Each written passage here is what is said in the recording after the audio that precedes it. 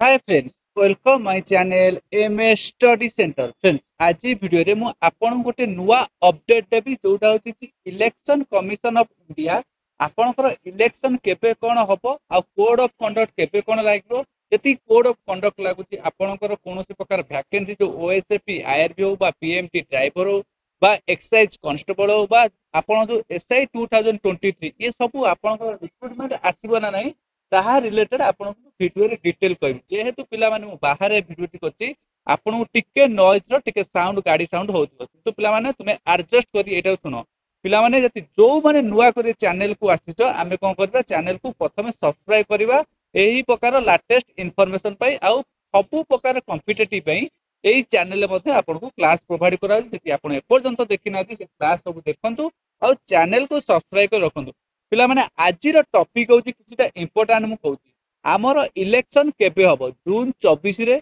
ना ता पूर्व हबो। जदि इलेक्शन जून मास रोजी कोड ऑफ कंडक्ट केबे लागिवो कोड ऑफ कंडक्ट लागिले तार केते दिन पूर्व आमर जो अछि जेतिक अपकमिंग वैकेंसी सी बाहरिबो ओएसएपी आईआरबी जोटा एबे आपन को रिसेंट बाहरिबा अछि सी केबे बाहरिबो आ 2023 रो एसआई आपन 2021 रो एसआई रो काली रिजल्ट बाहरि गला 2023 रो एसआई केबे को बाहरिबो सेही रिगार्डिंग ए वीडियोटा मु डिटेल कहबी किंतु आपण विदाउट स्किप रे लास्ट पर्यंत देखो।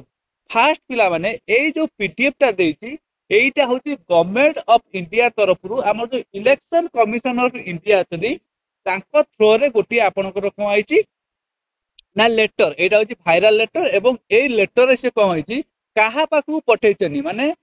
Chief election commission of India ये समस्त स्टेट रो ऑल स्टेट देखो ऑल स्टेट आउट यूनियन टेरिटरी जतिक अछि समस्त पाखु ए चिठीटा जाइछि कोन ना regarding the chief election officer एया को पठेइछनी काहाकू ऑल स्टेट आउ यूनियन टेरिटरी पाखु कोन पई ना 2024 रे आपण जो लोकसभा मीन्स जोडा हम कहचे एमपी इलेक्शन आउ जोडा देछि स्टेट लेजिस्लेटिव असेंबली मीन्स आमे जोडा कहचे एमएलए इलेक्शन एई रिगार्डिंग से लेटरटा देछि। सर लेटर कोन पई कहउछन ए लेटरटा देखंतु एटा रिक्रूटमेंट पई बहुत कामेरा आसीबो। आउ एमएलए इलेक्शन कोडी कोडी होबो ना आमर आंध्र सॉरी ए देखि आंध्र प्रदेश अरुणा प्रदेश देखो आमर ओडिसा रे मध्ये हबो ए ओडिसा रे जो हबो पिला माने केबे दउची आरो ए लेटर रे कोन देछि ना ओडिसा रे से प्योरली मेंशन करछि देखंतु एई जो लेटर रे लोकसभा आउ आमर स्टेट असेंबली जो देछि ये ओडिसा रे एहर केबे हबो ना 24 जून 2024 सुधा ओडिसा रे आमर जो एमएलए माने जो नेतिले शपथ करथिले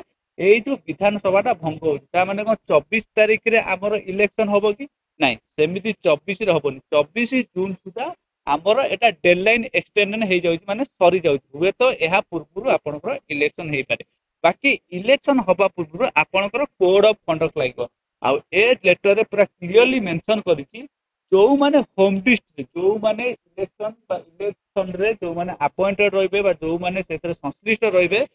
से माने जति होम डिस्ट्रिक्ट रे चाकरी करछनी तांकर ट्रांसफर पोस्टिंग हबो आउ जो माने 3 वर्ष जोडी 3 वर्ष कंप्लीट कर देछनी गुटिए जागा रे तांकू मध्ये कंप्लीटली ट्रांसफर पई केबे ना 30 जून 2024 सुधा तांको सब ट्रांसफर पोस्टिंग करे माने एहा परे आपनकर इलेक्शन हबो। वर्तमान एटा थला ए पीडीएफ वर्तमान पिला माने मु आपन मेन मुद्दा को आसीबा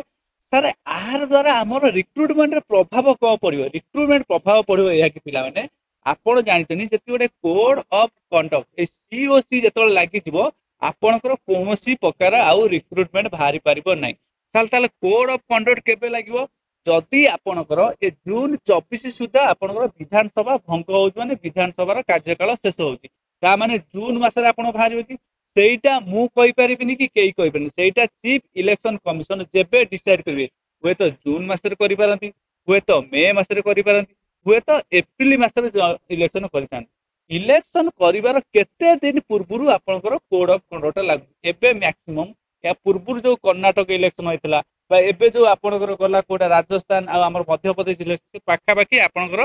गोटिए मास 30 दिन पूर्वरु से कोड ऑफ कंडक्ट लगे देछन एहा माने जदि भाबिनो पिला तुमरो मे मासरे इलेक्शन हैला धरो मे 30 रे इलेक्शन हैला ताले यार ठीक गोटिए मास बा 1.5 मास पूर्व आपनकर कोड ऑफ कंडक्ट लागि अर्थात एप्रिल किबा मार्च 15 सुधा आपनकर कोड ऑफ कंडक्ट लागि ए मार्च 15 भितर जेतिक प्रकार रिक्रूटमेंट प्रोसेस अछि सबुतिक आपनकर भारिबो जदि आपनकर एप्रिल मासरे बाहला जो इलेक्शन कमिशन डिक्लेयर करदेले नहीं आमर एप्रिल मासरे ओडिशा रे इलेक्शन हम तामाने ठीक से 30 रु 45 दिन भितर आपनकर कोड ऑफ कंडक्ट लागितो ए कोड ऑफ कंडक्ट लागि गेला परे आपन जो अपकमिंग वैकेंसी अछि ओएसएपी आईआरबी ये सब भारी परिबो नाही ताल सर ओएसएपी आईआरबी केबे भारिबो आपण ओएसएपी आईआरबी एई डिसेंबर लास्ट वीक बा एई शेष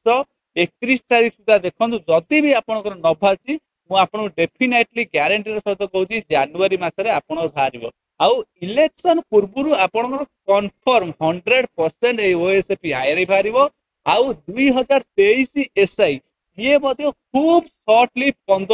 रु 15 जन 15 भितर दिन भितर ये आपन बाहरी जाऊँ ईएमटी ड्राइवर हो एक्साइज रो कनेस्टेबल हो एक्साइज रो एसआई हो जहाँ सब आपनकर वैकेंसी अछि सबुतिक कोड ऑफ कंडक्ट भाभी नियो जति आपनकर एप्रिल मासरे होउची कोन ना इलेक्शन होउची आपण जानि नेबे जे आपनकर मार्च मास सुधा सबुतिक भार